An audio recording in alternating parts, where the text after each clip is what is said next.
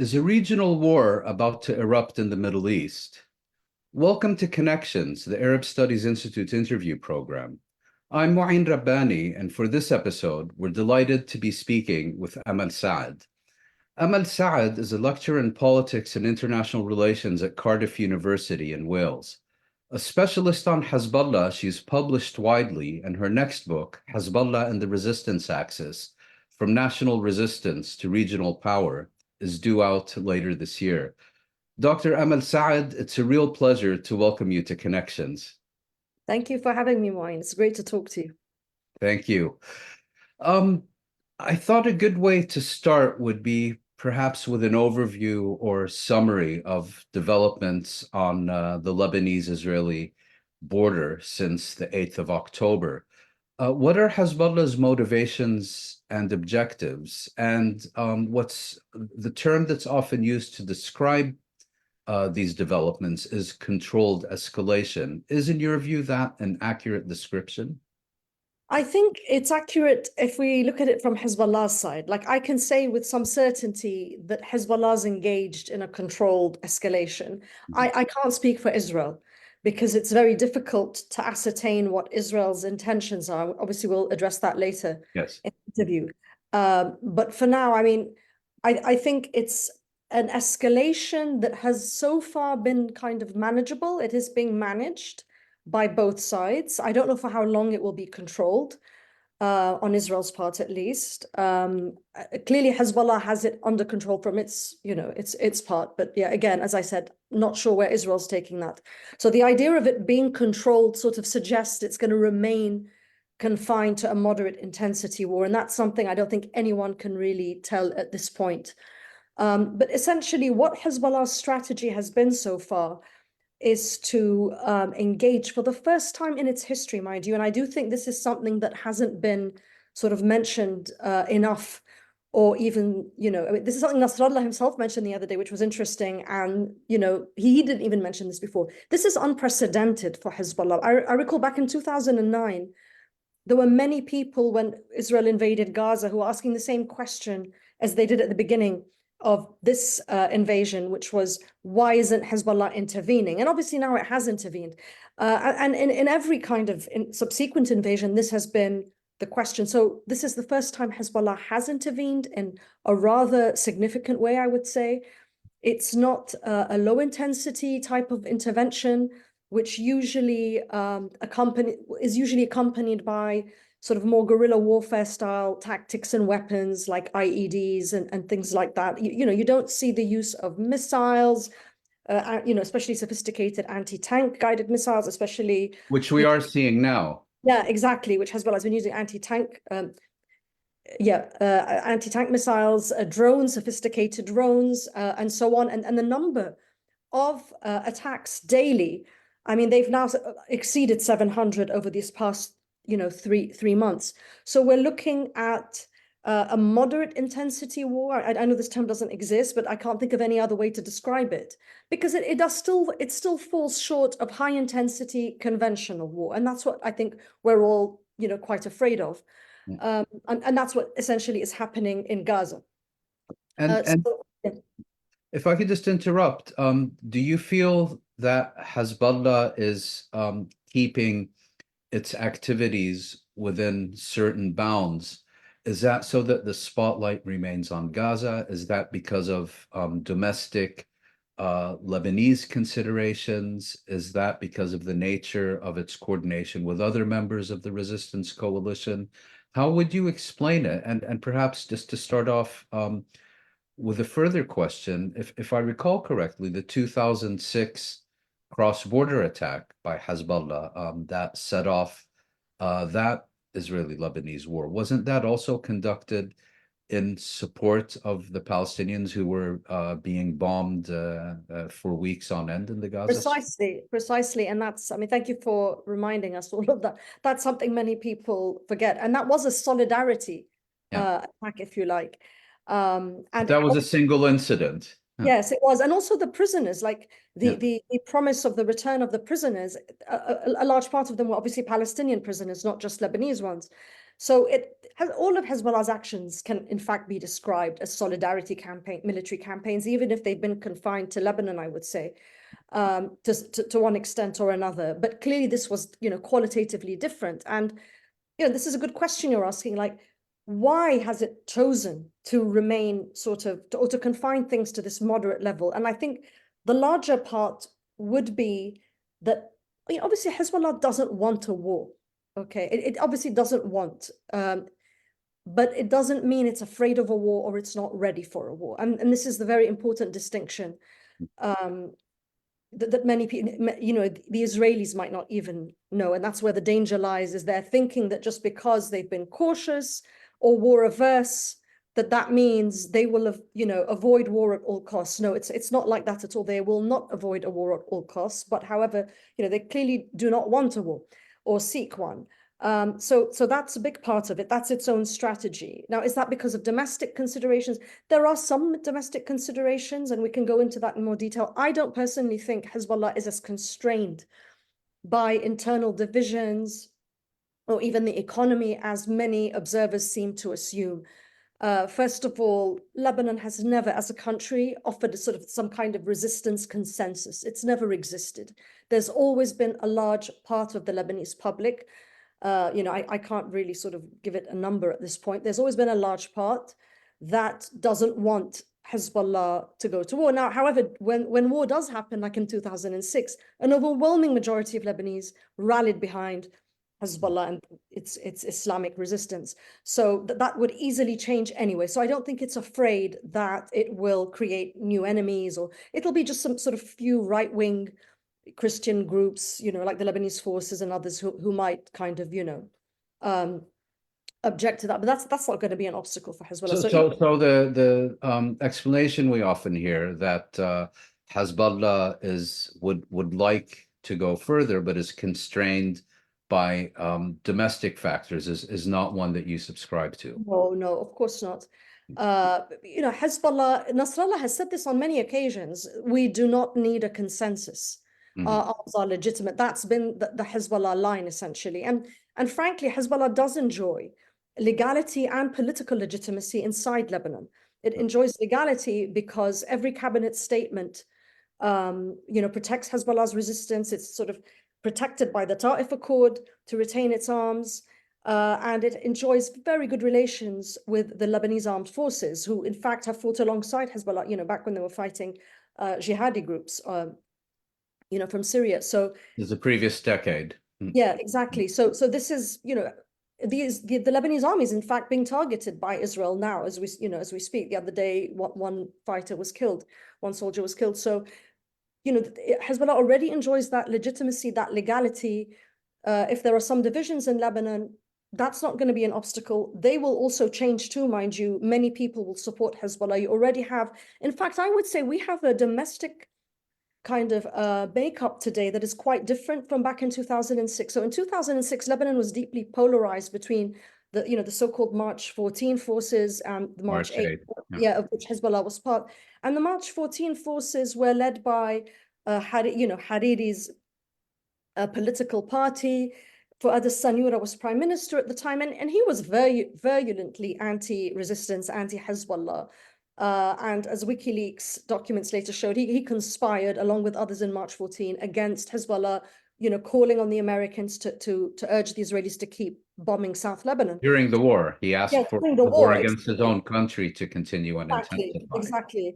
So this is not the case now. This is not Prime Minister Mikati today who has issued a condemnation, through the UN and things like that. His statements have been very supportive, I would say, of Hezbollah's position, or sympathetic at least. So it's not the same. We don't really have the same sort of sectarianization we did back then, the Sunni Shia tensions. There's been a lot of desectarianization over the years. The Sunni community is entirely behind, the Palestinians in Gaza, as are the Shia of Lebanon, as are many Christians, in fact.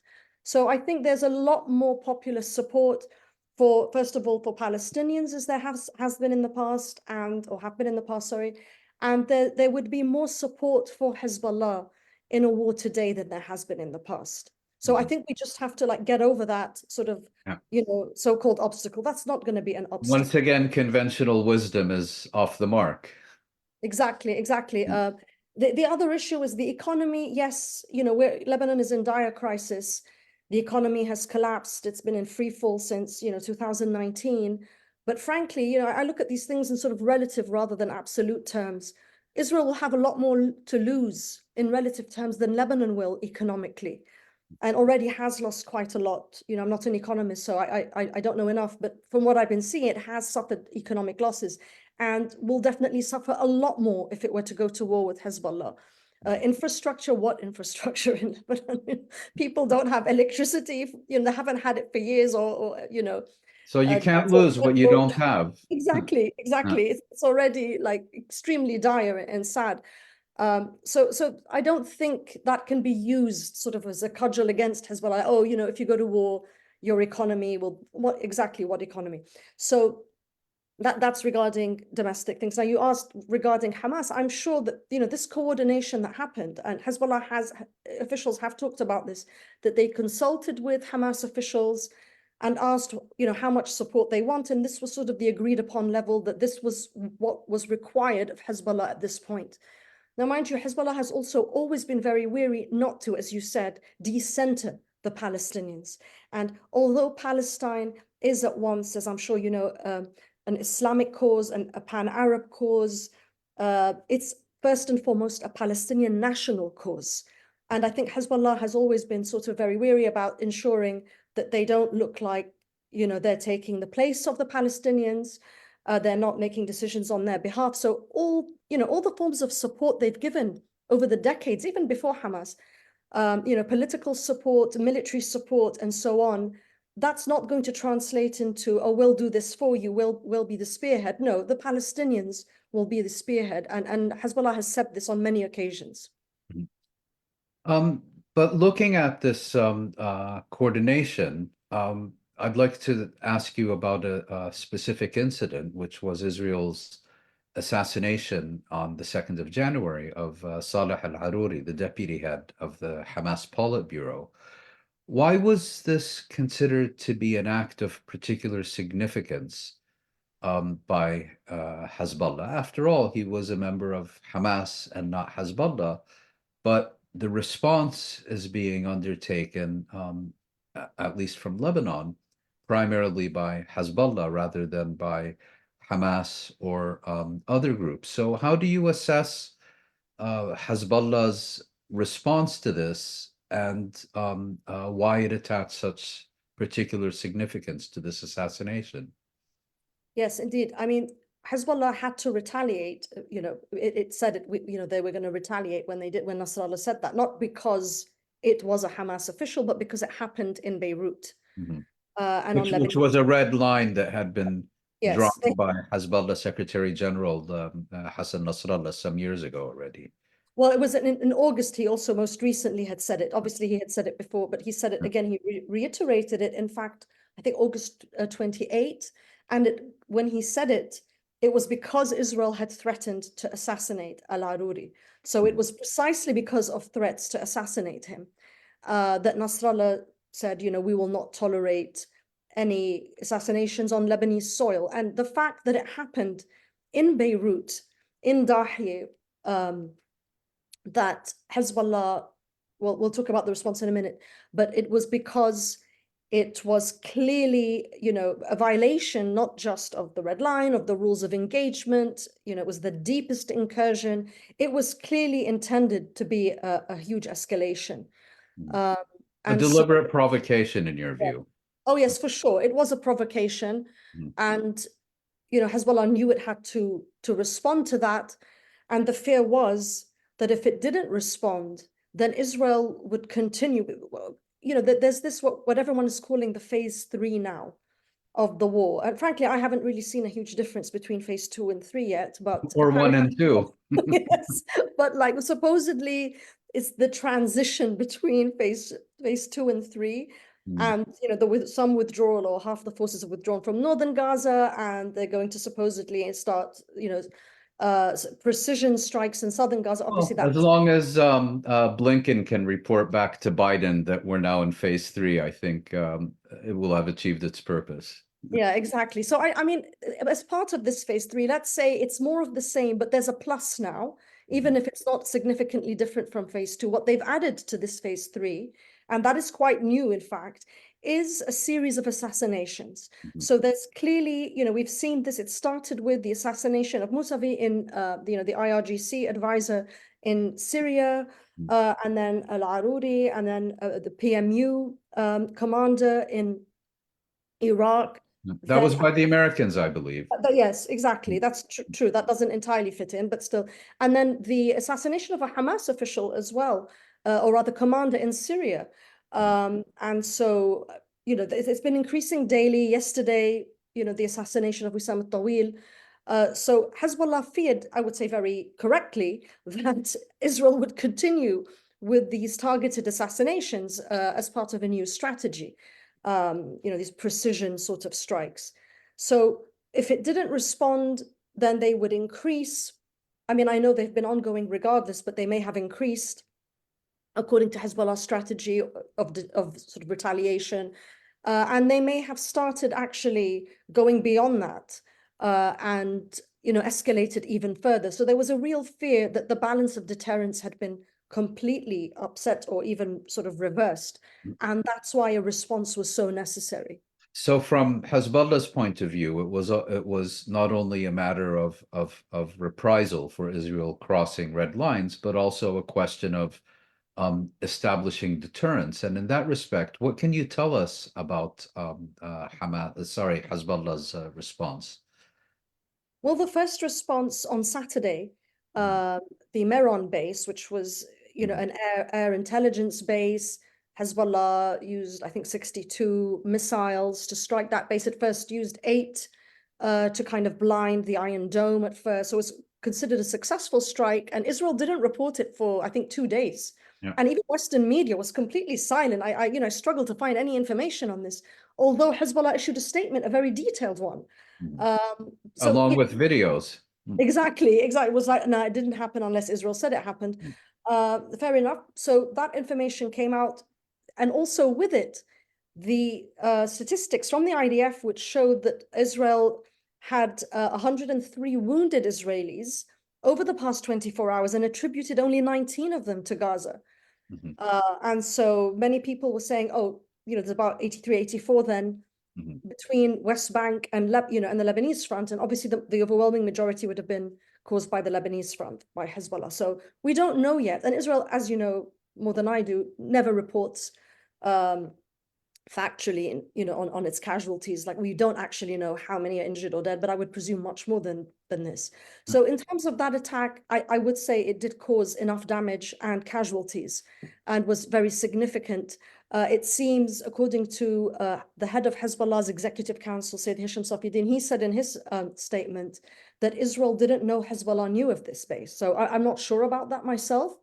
But according to him, Hezbollah knows of many different bases that Israel thinks are secret, and so on. So yes, I would say that was exactly the sort of response one would have expected from Hezbollah. It was carefully calibrated. It was an escalation, but it fell below the threshold of all-out war. It didn't embarrass Israel too much to provoke it into, an all-out war. And I think that, that's sort of the most that we could have expected from Hezbollah. It was qualitatively different. Yeah. But because And Israel deeper inside Israel as well, and I much deeper, yeah, it's 12 kilometers, away. Sorry, 8 kilometers. That was 8. Today's attack was 12 kilometers. This was another base just outside the Safad, if I'm not mistaken. Yes. Now, we don't know a lot about that because it happened today, and Israel still has. I'm just sort of following all these Israeli accounts to try and gauge the extent. I think Khan the newspaper, is it a newspaper? I don't know. The Khan media said it was, if I'm not mistaken, dramatic or something, used a term like that. I'm not sure if it was them or someone else, but Israeli media used, some terms like that. We still don't know enough. Yeah. But from the video I saw, we couldn't really tell anything at this point, frankly. But symbolically speaking, as a military base, even further away, it's a deeper incursion. It's a command and control center for a lot of the north. It oversees like 2 divisions. that are responsible for you know, a lot of what happens in South Lebanon. Oh, by the way, so I wanted to add, I think it was also important to note that when Hezbollah struck the Meron base, they attributed it to the fact that this is one of the reasons that Al-Aruri was targeted. Like it was because of the Meron base's ability. Yeah. So they sought Yeah. to establish a direct link Exactly. Yeah, between the exactly. two. Yeah. Like it was responsible in large part for that attack. And it's interesting to see because when the Israelis have been retaliating since, first with Wissam al-Tawil yesterday and today with Ali al-Barji, they've also tried to link these two figures to attacks to Meron and to Safad. So in the first instance, they said he was behind the planning of the Meron attack, Tawil, and today they also said they claimed that Ali al-Barji was, you know, some kind of commander for Hezbollah's air force. I mean, no one knows, you know, anything about what his position was. And Hezbollah didn't actually call him a commander in the notice of his death, whereas And it in did. contrast to previously, it's my impression that Hezbollah has been much more open about the scale and nature of its casualties. Precisely. Hezbollah has never in its history concealed any casualties. It's impossible to do so. Even if it wanted to, it can't. Because as you know, with all Arab cultures, everyone openly grieves their dead and they in public, very, very public ceremonies. Even if it's someone unknown from a village who's not a fighter, you will have dozens and dozens of people attend a funeral. So it's not like in Western countries where you can hide this. You know, Hezbollah does not conceal its casualties. It names every single one. And I think one can get, regardless of one's position on Hezbollah, mind you, I'm talking about anyone, anywhere in the world, whoever they are, should actually look to those notices of death as a good sort of guide in terms of what Hezbollah's casualty toll is so far. So this latest fighter, it didn't say on the notice that he was a commander. So I doubt that he was. Nevertheless, you've described the assassination of Saleh al-Aruri as not only an attack on Hamas, but a deliberate provocation of Hezbollah. And now we've gotten to the point where Hezbollah commanders and fighters are being directly targeted by Israel. So in this context, my next question is that there are essentially two views regarding Israel's intentions towards Lebanon. One insists that Israel understands it cannot get the better of Hezbollah militarily, that a war with Lebanon will be a disaster, not only for Lebanon, but also for Israel along the lines that you've already explained, and that therefore we should view all these Israeli statements about doing to Lebanon what it's done to Gaza essentially as bluster because it's not going to do it. There's another point of view which points out that irrational states and leaders have a tendency to behave irrationally and foolishly, and that in this case, Israel additionally believes it can involve the US in its conflict with Lebanon and potentially in warfare against Israel's other regional rivals. What's your assessment of Israel's agenda? I think it's actually, it can be both. I would agree with both. I do think that when Israel threatens, when it makes these threats, and we've been hearing them for weeks now, first it was, you know, regarding the troop withdrawal, you know, south of the Litani, which, you know, it wanted Hezbollah to move its troops south of the Litani to the north of the Litani, to end, you know, to end the cross-border attacks and so on. And Gallant and others were threatening. This is the Israeli Minister of Defense. That's right. They were threatening and they were sending messages through Western mediators that if Hezbollah didn't, they would have to, you know, attack Lebanon. And that I see as bluster. I do, because I don't believe for a minute that Israel can, or any country, to be fair, most countries can't take on two fronts at once. And secondly, precisely because Israel cannot take on Hezbollah alone. It can't, it wasn't able to in 2006. It lost. And that was a one-front war. That was a one-front war, and it was Hezbollah, you know, 1.0. It's not 2.0. Things have changed. A whole different, intervening 2 decades. No. Yes. So, you know, and this brings me to the second scenario you're talking about. Yes, I do think Israel is counting on the US. It's looking at its unprecedented military assistance. We're not just talking in terms of funding and arms that have been ongoing throughout this war and that have increased drastically, and not just at the Security Council and the political cover and all the rest of it. We're talking about it's got troops, it's got Marines, it's deployed aircraft carriers, it's deployed a nuclear submarine. It's a co-belligerent, really. Mm-hmm. So although it's a very low-key co-belligerent, it's a co-belligerent, it's ready to act. And Israel is counting on this as a golden opportunity to draw in the US. And so there could very well be an attempt by Israel to provoke Hezbollah into a huge escalation that would leave Israel with no choice but to attack Lebanon and therefore draw in the US. However, I still believe its threats are bluster because it's not going to do it without the US. Yeah. And the US thus far, the Biden administration hasn't appeared, thrilled about the prospect of a war with Hezbollah, let alone a much wider regional war, which a war with Hezbollah opening up the northern front would open up multiple fronts. There's no such thing as just a two-front war. It's going to be a multi-front war. And the groups that are currently involved in this war, Ansarullah in Yemen, the Islamic resistance in Iraq, groups in Syria, all of these groups or actors are going to be involved in a much deeper and wider way. And that's not even counting Iran. So and that's also including the US presence in Syria and Iraq. Exactly, which is an Achilles heel. In fact, they're sitting ducks, really. So the US presence in the region makes it much, much more difficult, in fact, for the US. And, the Iraqis have already now sort of, pledged, even the prime minister, that they want US troops out, and they're starting a strategy. Hezbollah has sent its emissary, Sheikh Kawtharani, who's in charge of the Iraq file. It sent him back to Iraq, according to For the first time in 2 years, I believe. Yes, exactly. And to coordinate between the different, because they're not all united, the different sort of groups that comprise the PMU, to coordinate strikes against the US. And I'm sure they're doing the same in Syria.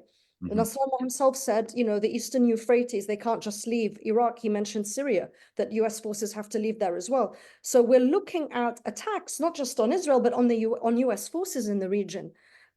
So yeah, I understand the US's reluctance to get pulled into this.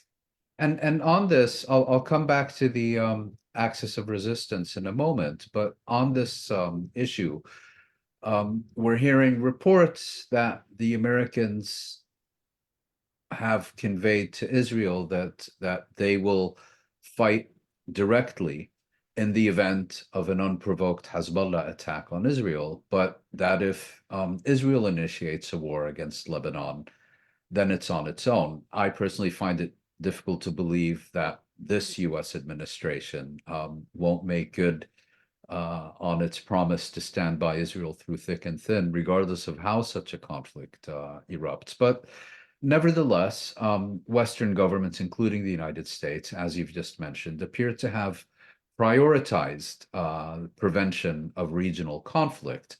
And they want it to be basically contained to a genocide in the Gaza Strip and to not press further.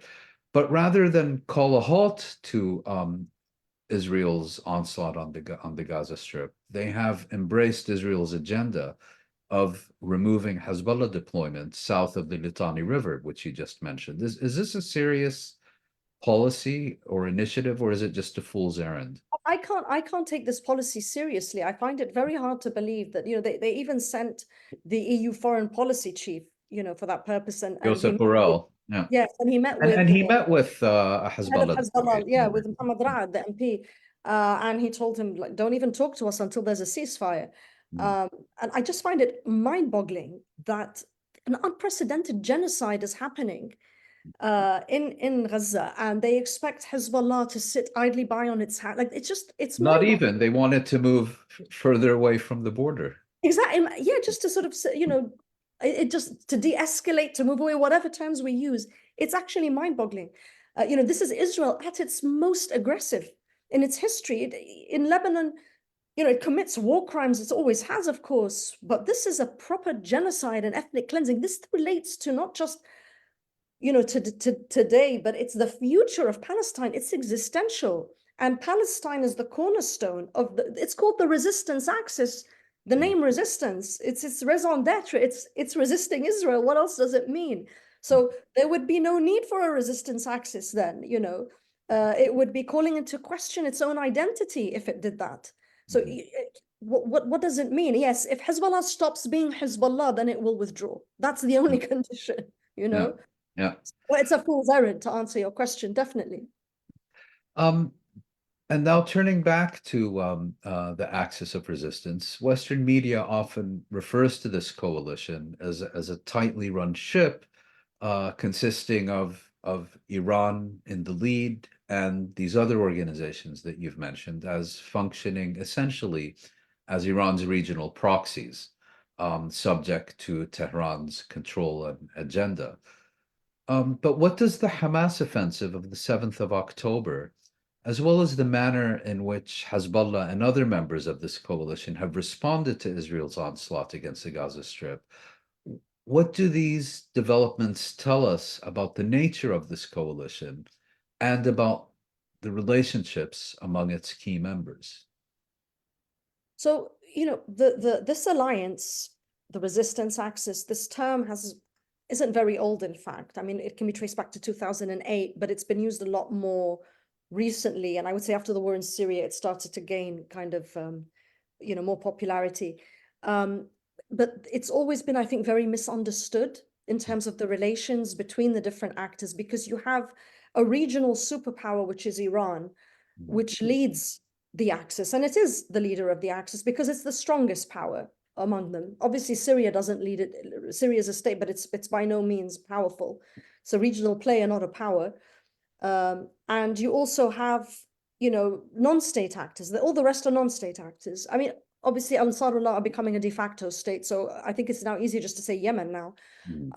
But essentially, it's a lot of non-state actors, and Hezbollah is not a state. However, I believe, and this is obviously based on a lot of research, that Hezbollah itself has become a regional, what I like to call a sub-power in its own right. And there are many reasons for this. The primary one being that Nasrallah has himself become kind of like another leader of the resistance axis, but more sort of on the ground, coordinating between the different actors. And because Iran is, it's Persian, it's not Arab, it makes a lot more sense that Hezbollah would have kind of closer relations, and because it's a non-state actor as well with these other groups. So that's been the case for a number of years now. And the relationship between them isn't the same as, we can't use a Western kind of template, which is one of, a state sponsor and a proxy. It doesn't work that way. And we have to look at it through a different lens. These are real ideologically aligned groups and actors. And that's something we don't always find in other alliances. So they're strategically aligned in terms of Israel, and they are ideologically aligned. And they don't even have to be in terms of religious ideology. Some are Sunni, some are Shia, as you know, but they are politically, in terms of political ideology, they're aligned. So this makes it a much more organic alliance. The relations— They have a shared agenda of opposing Yes. US-Israeli regional hegemony. That's right. And they have a shared history and shared cultural ties and historical ties that just don't exist in other alliances. So it's a very different model of alliances. And I think, this resistance axis should lead to more research in the field of international relations on alliances, because we've been just using sort of a Western model until now. And that's why people are failing to understand this. So when they saw the October 7 attack, many commentators and even, policymakers, their first instinct was to say, oh, Iran. And we had detailed reports in the New York Times, and I believe in the Guardian as well, explaining exactly how this was conducted by remote control. It's incredibly also offensive, because it means that these different, people in these countries are not free agents. And have no legitimate grievances. They don't have legitimate grievances. They don't have agency. Exactly, it's offensive. So they do have their own agency. Of course, there is coordination. In my opinion, to be very, trying to be objective about this, I think it would be difficult to envisage a scenario where Iran, Hezbollah, and others had no knowledge that such a offensive defense strategy wasn't in the offing. I do think offensive defense, or what Iran calls forward defense. Forward defense, is a strategy that has been adopted by all the actors. Why? Because it was initiated by Hamas, and Hezbollah initiated attacks on Israel. In both, in both cases, both these parties started the attacks, and this is new. This is relatively new. Definitely in Hezbollah's case, it's unprecedented in terms of Palestine. And in Hamas's case, it was a spectacular attack, a very bold attack, and it was definitely initiated. So they both initiated these attacks. And so it must have been part of a wider regional strategy. So there must have been some, discussion of this over the past few years. However, that does not mean that they knew, the day before, or the weeks before even, or the months even, that this was going to happen. There was general agreement on strategy. On the general contours of an offensive defense strategy. I am sure only a handful of people in Al-Qassam knew. I'm sure most of Hamas officials didn't know. We don't even know if Ismail Haniyeh knew about this, frankly. We don't know how. It appears he didn't. Yeah, I wouldn't be surprised at all. It's the same with Hezbollah. Most officials don't know anything about the military, attacks and strategies and so on. So it's doubtful that they knew about this specific attack. But yes, in terms of strategy, I am sure they knew.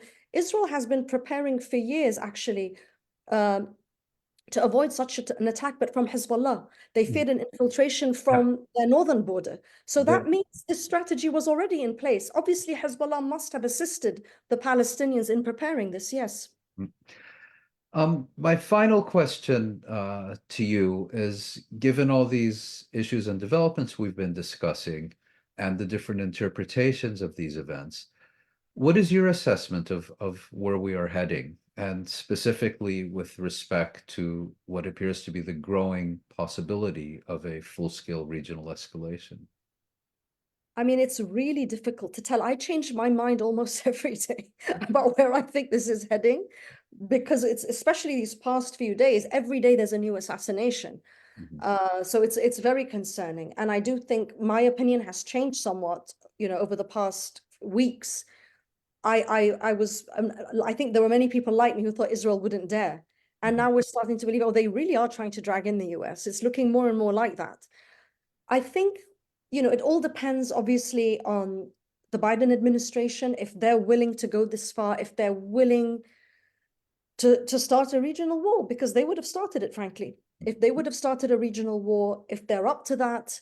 I also see at the same time that it's very difficult for them to get out of this, because Israel has accomplished nothing. And that is also quite frightening. It can't even present a symbolic victory. It tried to present Al-Aruri as a major achievement. Frankly, he was low-hanging fruit. He was out and about in one of his offices in Beirut. It really wasn't that significant and intelligent. It was an own goal, in a sense. Of course it was. I mean, everyone knew he was using, cars. I know the area. I've interviewed Hamas officials in that area before, and they are in regular buildings which have supermarkets and are filled with, they have neighbors and everything. It's not that hard to target these officials. So it's scary in part because Israel hasn't achieved anything, that it's going to keep trying and to present genocide as an achievement, ethnic cleansing as an achievement to an increasingly war-hungry population. It's very terrifying. It's also very scary that Netanyahu and others need another kind of pretext to hide behind, in this case, Lebanon, looking at other ways to kind of restore their image, avoid accountability. There are just so many moving parts to this. And I don't see any kind of victory in the offing for Israel. And in that sense, it's going to seem existential for the US, for, looking at its ally, its closest ally in the region, that its days, many people are saying, are its days numbered, really? I mean, is this just a slogan, or does it look like this? Many are questioning the feasibility of Israel as an ethno-supremacist state. And that is existential. And it doesn't, like, when people talk about two-state solution, no one takes that seriously anymore. Everyone, rightly so. So we're looking at a paradigm shift that's happened. October 7 was a paradigm shift. It changed, really, I would say, not just Israel, the US, the public opinion, just so many other things. Just the way we've never seen a coalition of non-state actors, fight, try, and it's very interesting, like their own version of R2P, of responsibility to protect. It's been reversed. And it exposed Israel's frailties. Of course. But the Of flip course. side to that would be perhaps that the US needs an Israeli victory just as much as Israel does. Of course, it's existential. I mean, obviously not for the US, but in terms of its regional, which, let's face it, its regional power has, before this, to be fair, had diminished considerably. But even more so now, it barely has anything. It has zero soft power. That's gone. I mean, I doubt it ever really had much in the region to begin with, but that's gone. Hard power, that's also diminishing. Israel is part of its hard power projection in the region. It's part of it. Israel has proven to be a weak ally, frankly. Collapsed like a house of cards on October 7th. Exactly. So this is why it really is a paradigm shift. Israel, to be fair, in 2006, the Hezbollah was able to shatter the myth of its invincibility. But I think the invincibility of Israel as this Zionist state, that's also being shattered. Not just what Hezbollah did was shatter the myth of its army. But I think what Hamas and Islamic Jihad have succeeded in doing, and all these other actors who are now supporting them, is challenge the notion that Israel can continue to exist in its current state, because its current state as a Zionist regime is one that's inherently expansionist. And that's its identity. And so long as that's its identity and that's its political doctrine, and it can't get out of that, whether it's a left-wing or a right-wing government, frankly, I don't see it as making a significant difference, then can it survive in the long term? I don't know. So this is existential for Israel. It needs a semblance, a symbol of victory, anything. It's not able to achieve anything beyond killing tens of thousands of Palestinians and ethnically cleansing them. So where will this end? Is there an end in sight? At the beginning, I remember a lot of us were saying, "Oh, give it a couple of weeks." Yeah. I think we've reached the stage where we're like, "Oh, this is going to take months and months." Yeah. And in the coming days and weeks, we'll find out whether the genocide in the Gaza Strip transforms into a full-scale regional conflict in which some of the questions you've just posed will perhaps obtain a more clear answer. Dr. Amal Saad, I want to thank you once again for sharing your insights and expertise with Connections. And I'd just like to remind our viewers that your book, Hezbollah and the Resistance Axis from National Resistance to Regional Power, is due out from Palgrave-Macmillan this autumn. Thank you very much once again. Thank you. Thanks for having me, Mouin.